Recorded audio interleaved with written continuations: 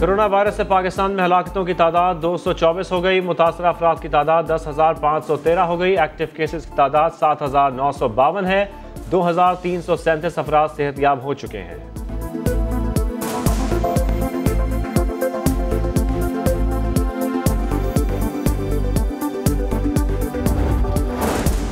सिंध हुकूमत ने मजीद 86 फैक्ट्रीज खोलने की इजाज़त दे दी, लेकिन एहतियाती तदाबीर पर सख्ती से अमल करना होगा। नोटिफिकेशन के मुताबिक सामान बरामद करने वाली इंडस्ट्री को ऑर्डर पूरे करने के लिए प्रोडक्शन की इजाज़त दी गई है। हुकूमत सिंध पहले भी 151 फैक्ट्रीज को काम की इजाज़त दे चुकी है।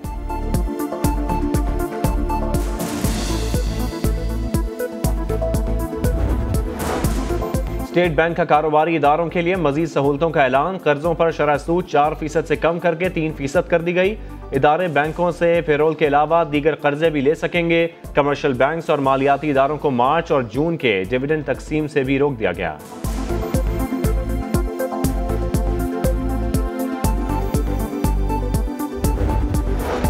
पाकिस्तान में कोरोना के वार तिबी सहूलतों की गुंजाइश तेजी से कम हो रही है। डॉक्टर्स ने हुकूमत से लॉकडाउन सख्त करने का मुतालबा कर दिया। कराची में प्रेस कॉन्फ्रेंस में कहा, कहीं ऐसा ना हो कि शहरियों का इलाज सड़कों पर करना पड़े। अवाम और ताजिरों पर हिफाजती तदाबीर इख्तियार करने पर जोर। उलमाए कराम से भी मसाजिद में बाजमात नमाज और तरावी के हालिया फैसले पर नजरसानी की अपील।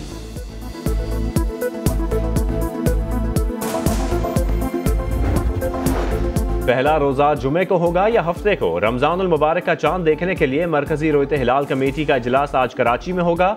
वजारत साइंस और टेक्नोलॉजी के मुताबिक आज चांद नजर आने का कोई इम्कान नहीं।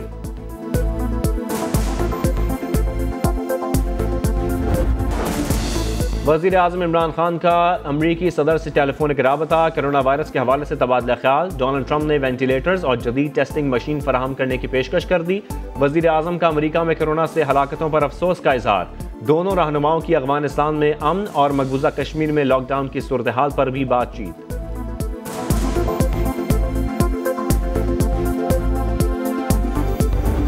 और कोरोना वायरस से बचाव के जतन। पाकिस्तान आज सार्क ममालिक की वीडियो कॉन्फ्रेंस की मेजबानी करेगा। सार्क ममालिक के वज़राए सेहत कोरोना बहरान के मुकाबले के लिए ठोस इक़दामात और ताउन पर गौर करेंगे।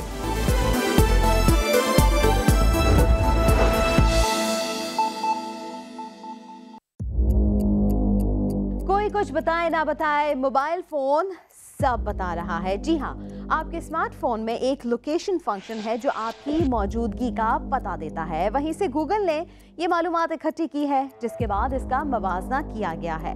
इसके मुताबिक पूरे पाकिस्तान में मजमूई तौर पर रेस्टोरेंट वीरान और शॉपिंग मॉल सुनसान हो गए हैं। यहाँ लोगों का आना जाना 65% कम हो गया है। खाने पीने के बड़े स्टोर्स, दुकानें और दवाखाने खुले हैं, लेकिन वहाँ जाने वालों की तादाद तकरीबन आधी हो गई है। लॉकडाउन में दफ्तर जाना मुश्किल हो गया है, इसीलिए पिछले 4 हफ्तों में आधे लोग घर पर रहे और बाकी किसी न किसी तरह दफ्तर जाते रहे। क्योंकि बेशतर लोग इन दिनों घर पर है, इसीलिए रिहायशी इलाकों के आसपास खूब चलते फिरते दिखाई दे रही है। यही वजह है कि घरों के आसपास इलाकों में घूमने फिरने वालों की तादाद 19% ज़्यादा दिखाई दी गई है। कोई कहाँ गया, कितनी देर रुका, ये तमाम डेटा मोबाइल फ़ोन के ज़रिए इकट्ठा किया गया है। लॉकडाउन से पहले के दिनों का मवाजना करके गूगल मैप्स को देखते हुए इन रिपोर्ट्स को बनाया गया है।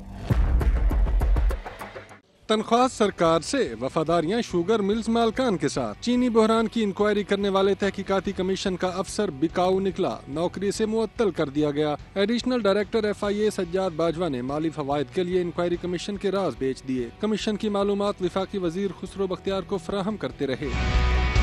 यही नहीं, सज्जाद बाजवा ने खुसरो बख्तियार की शुगर मिल्स के हवाले से तहकीकात में भी गलत मालूमात देकर कमीशन को गुमराह किया। दीगर अफसरान और सज्जाद बाजवा की जानिब से मिलने वाली मालूमात में वाज़ेह फर्क ने भांडा फोड़ दिया। इब्तदाई इंक्वायरी में कसूरवार करार दिए जाने के बाद FIA ने सज्जाद बाजवा को मुअत्तल करके वज़ीर आज़म को मामले से आगाह कर दिया। इंक्वायरी कमीशन में शामिल दीगर अफसरान की मॉनिटरिंग मजीद सख्त कर दी गई है। स्कूल फीस में 20% रियायत देने के खिलाफ केस। सिंध हुकूमत ने हाई कोर्ट में जवाब जमा करा दिया। एडिशनल एडवोकेट जनरल सिंध ने अदालत को बताया कि सूबे में 12,000 प्राइवेट स्कूल्स के साथ दर्जनों एसोसिएशंस भी हैं। 20% रियायत भी इन्हीं की मुशावरत के बाद दी गई। लॉकडाउन में तमाम स्कूलों के ऑपरेशनल फंक्शंस भी बंद हैं। अखराजात में 40% कमी आ चुकी। तमाम पेरेंट्स की हैं और उनके शायद हालात वैसे नहीं रहे सारे लोगों के, तो उसमें एक रिलीफ देने के लिए हुकूमत ने ये एक फैसला किया था। हाई कोर्ट ने जो हुक्म इम्तनाई जारी किया था वो भी मॉडिफाई कर दिया है। मॉडिफिकेशन ये है जो कि सबसे इम्पॉर्टेंट है कि अगर कोई पेरेंट स्कूल फीस नहीं दे सकता और वो तो उसको एक्सपेल नहीं करेंगे ये स्कूल्स।